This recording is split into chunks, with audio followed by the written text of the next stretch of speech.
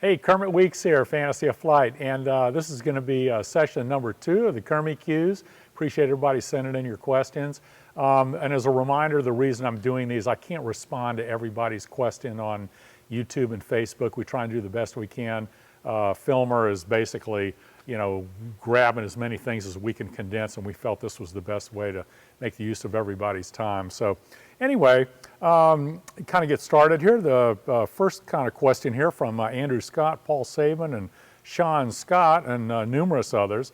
It says, why didn't you restore the P-51C to Paul Mance's original paint scheme, having so much race history?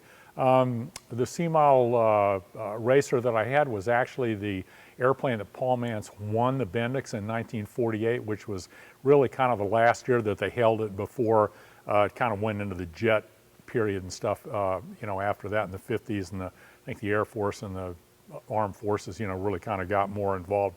When I first bought the airplane, it was in the original red Mance scheme. The wing was very corroded. It was, they had wet winged it. The Mustang can fly with drop tanks, but to, you know, keep the speed up without using the drop tanks, Paul Mance had wet winged the airplane. And it was really tough for Cal Pacific Aero and the guys out there in San Jose or Salinas, California, to basically, you know, get all the gunk out of there, all the you know, the sealant to seal the wing and stuff. That didn't help with corrosion and stuff. So a lot of the wing had to be replaced. But you know, at the time, what happened was, I mean, I've been interested in racing history, but I never had any interest in racing. It just never appealed to me. And at the time, I felt there was a little bit more acknowledgement due to the Tuskegee Airmen. And so I felt I wanted to honor Lee Archer, who was the highest scoring Tuskegee pilot with 4 kills, official kills.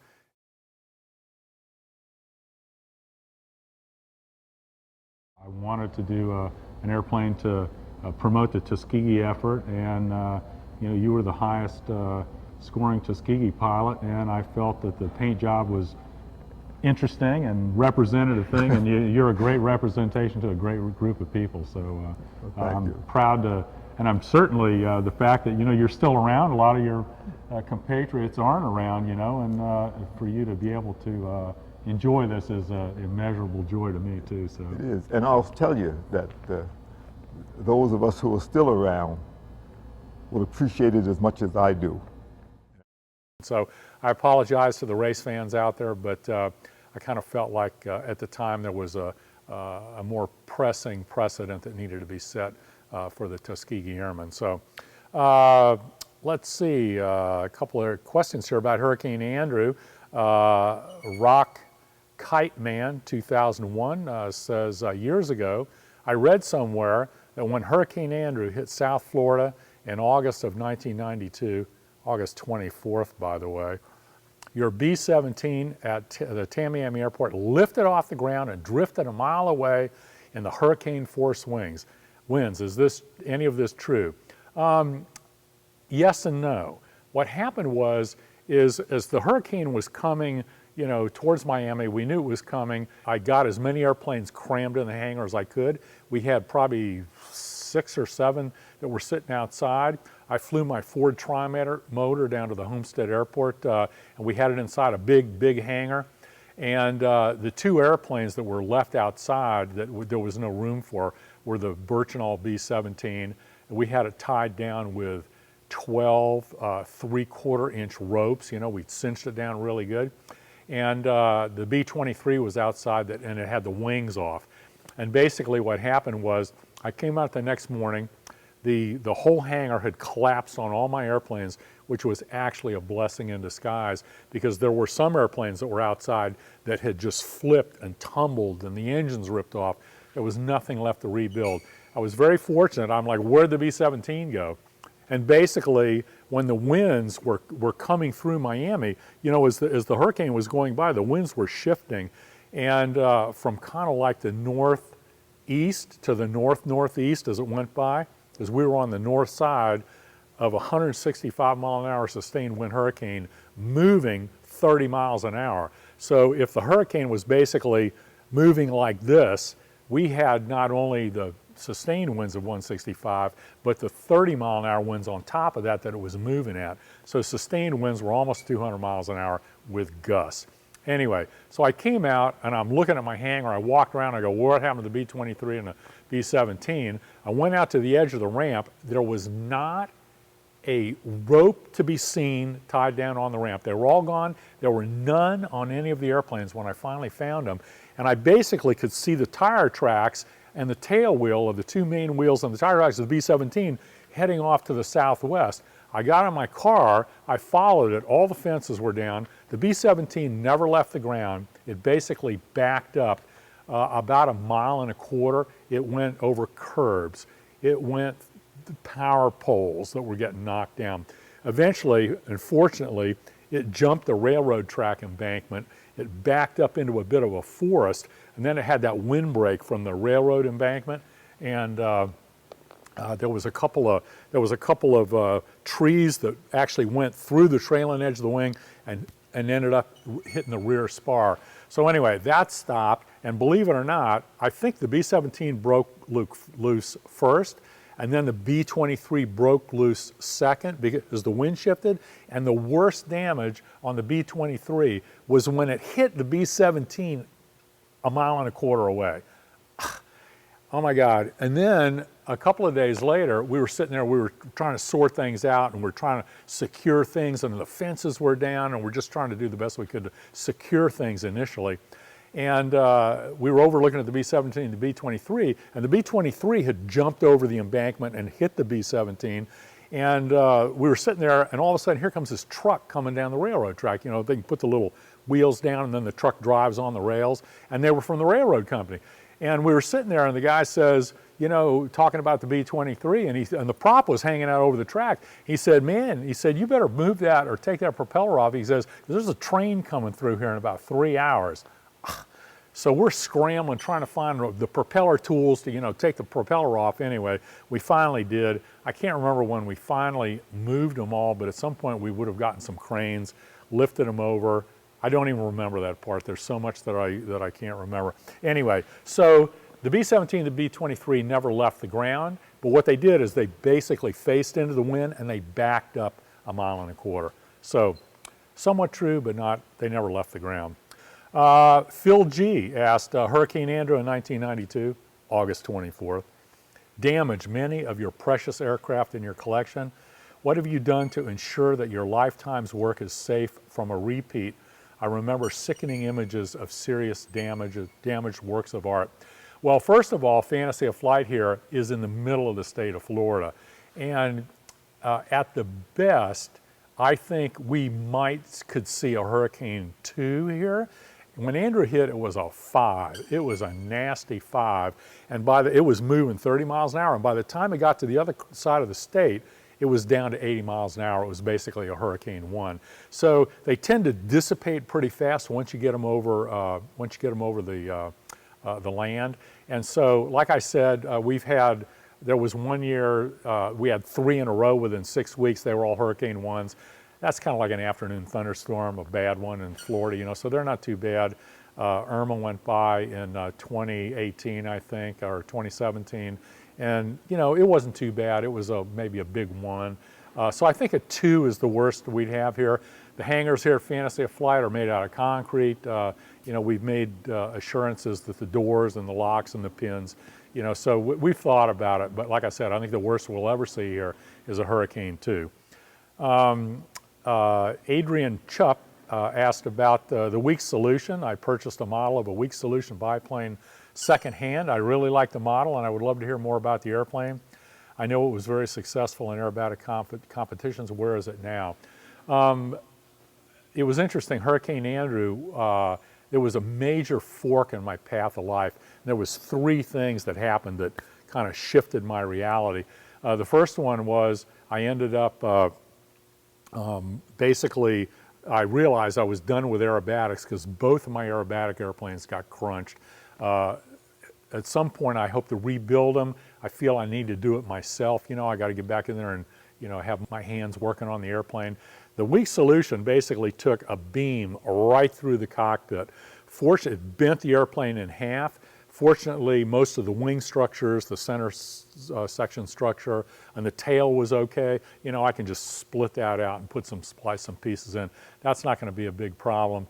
Unfortunately, somewhere along the line, somebody broke into my storage warehouse and cut the engine off at the mounts and stole the engine. It's on a frickin' airboat somewhere, you know, so I'm not too happy about that. So anyway, at some point, we'll rebuild that. The Weeks Special, actually, the wings got damaged. It was my second set of wings. The fuselage was pretty intact. Just got some scratches here and there on the paint. I think it all needs to be recovered at this point and rebuilt. What I had done is I'd put my my original set of wings, which were pit size, 17 foot 6 inches, I think, was the original wingspan, but then I knocked 16 inches off that on the set that I flew in Czechoslovakia, and those are the wings that got damaged. I won 12 medals in the Weeks Solution and World Championships, and I won 8 in the Weeks Special. Art Show, you've seen Kermit Weeks in practice, so you know what to expect. It's spectacular. Look at this vertical roll that he starts. Bill, he does 14 vertical rolls. This in comparison to 10 or 12, which is understood as being outstanding. But look at that aircraft go. He's able to do this because of his horsepower-weight ratio. And you know, this is probably the ultimate. You couldn't go any more than this. He's at the top of the box, just spinning like a cork right up there. Watch this now as he comes on down, and he'll flip back into the vertical down position. Outstanding performance. As I said, this is the ultimate in aerobatic flying. I don't think that you could get any more performance out of an airplane in this without having to really jeopardize the top of the box. So anyway, so one of the things was I was done with aerobatics. Both my airplanes got crushed. I'd just come back from my last World Aerobatic Championship in France in 1992. And one of the other things was it was time to get out of Miami. 4 months after Hurricane Andrew, we got the permit to build Fantasy of Flight, and you know, so we were focusing on that. And the other thing was a personal issue, the third deal. Let's see. Okay, Sikorsky S38, S39, Chowder B09, and many others have asked, how's the S38 coming? Great. Brent's up there working on covering the outboard panels right now. The center section is mounted on the airplane. Once the rest of the wings go on and stuff, we're basically going to mount the engines on the props. They've all been overhauled. And we didn't do really much other than fixing some structural things, the landing gear attachment and stuff in the hull because it was in really good shape. So far, I'm just going to go ahead and leave the original instrument panel the way it is. I figured if we wanted to make it more original, it's got some modern radios and stuff in there now. And if we decide that you know, we want to put some original instruments, we'll do it down here later. The other thing too is that we're looking to potentially do a 3D IMAX film with both airplanes in Tanzania. Right now, we're working towards doing that, and maybe this summer. I'm going to go down there with the director, and we're going to talk to the Park Service and stuff. She's already been down there. They've laid out the red carpet. Tanzania is where a lot of the Martin and Osa Johnson flights went. It's where Mount Kilimanjaro is. It's where Lake Tanganyika is, you know, where all the beautiful flamingos and stuff. So we'll see. We'll see how that goes. Stay tuned. Favorite plane and similar questions. That airplane guy, John Fry, and many others have asked, what is your favorite airplane to fly and why? I got to tell you, you know, airplanes to me are like kids. Each one has its own personal personality, its own quirks, its attributes, its you know, little issues here and there and stuff, you know, and its own place in history. And so my standard answer is what airplane do you like to fly, whichever one I'm flying at the time. I mean, I look behind me here with the S-39. This currently is my go-to fun airplane. I can get this in and out of the hangar myself if nobody's here. On the weekends, I can go splash it, you know, go fly around, visit some of my friends locally. I'm looking over here, I got a Fiesler Storch. I love that airplane. It flies absolutely awesome. I'm looking over here, I got my ultralight on floats, you know, a little Quicksilver too. And that's a blast. It's like flying around in a lawn chair. How cool is that? I got a Grumman Duck over here. That's probably one of my first favorite airplanes. You know, it's got a face only a mother could love. You know, but even though it's kind of a big, some people might think it's a big ugly airplane. You can land in the water, you know, fly it around, land on the land, and you know, a long time ago, that was the airplane that I would keep if I could only keep one. Back here, I got a Sopwith Pup. I love the way the Sopwith Pup flies. Flies like a little butterfly. And I think if you rephrase the question and ask me if you could only keep one airplane, what would you keep? I think at this point, even though I haven't flown it yet, it would be Howard Hughes's Sikorsky S43. We're going to rebuild that one day, and I can't wait to fly it. It's got so much history, a lot of class, and just a really cool airplane. Plus, it lands on the water and lands on the land. RC and my involvement, John Jensen asks, I'm a 65-year-old who grew up with RC aircraft. His father started RC in about 1958. I'd love to hear about your days back in RC and how you took it to full-size aircraft you now enjoy and share with the world. I remember starting off in my early teen years. Started flying control line airplanes. I think I remember having that Cox PT-17 model. I think they might have had a Stuka as well. And after, you know, flying some of that and, you know, building the little balsa ones ourselves with a Cox 049, you know, model airplane engines on them. Eventually, by the time 10th grade, a couple of friends of mine, you know, we saved up and we basically bought some RC equipment and models, and I started flying. It was a Phil Craft Superfly. It was a Craft RC set that I had, and for some reason there was 3 of us flying, and we were all on the same freaking frequency, 27145, so we could never fly at the same time, which was good because we probably would have hit each other or something. Anyway, so what happened is I'm saying this to be funny, is basically, you know, we kept crashing these airplanes for radio frequencies, you know. I don't think we crashed any because we were bad pilots. We were flying out a small, you know, the junior high school field, football field and stuff. Anyway, it just eventually got so expensive, you know, the RC thing that I just got out of it, and it was cheaper to get into Warbirds. So basically, let's see, channel not found is asking what's up with Udet's D7. It only needed a tail skid and some issues with the dash. Basically, we took it up to Oshkosh, and you know, we had it up there displayed. We still have a fuel tank issue that we need to sort out. And while we were just focusing on other things, we recently got kind of like an AD notice from TVAL down in New Zealand about something with their engines, and they would like people not to fly them until further notice. So that's where it stands right now. Currently the D7's apart. I'd love to get out there and get it flying. My focus right now is not really on restoring and flying airplanes. It's about getting Fantasy of Flight Act 3 going. That's where my current money and focus is going. Okay, basically Andreas Hell is asking, can you tell us how you got the Seversky P-35A? Being from Sweden, it would be nice to hear your story. And basically, that was a trade with U.S. Air Force Museum. When I bought the Tall Man's collection in 1985, there was a Newport 28. It was in the collection. It wasn't flyable, but it was based on an original airplane. That was their #1 item on their want list. And I thought, you know, they approached me about if I could acquire it. I said, what have you got to trade? You know, what have you got duplicates of? And they said, well, we got these P-35. Later, the Swedish Air Force had given them the P-35A. But at the time, it was an EP-106, a European Pursuit 106. And so they took that.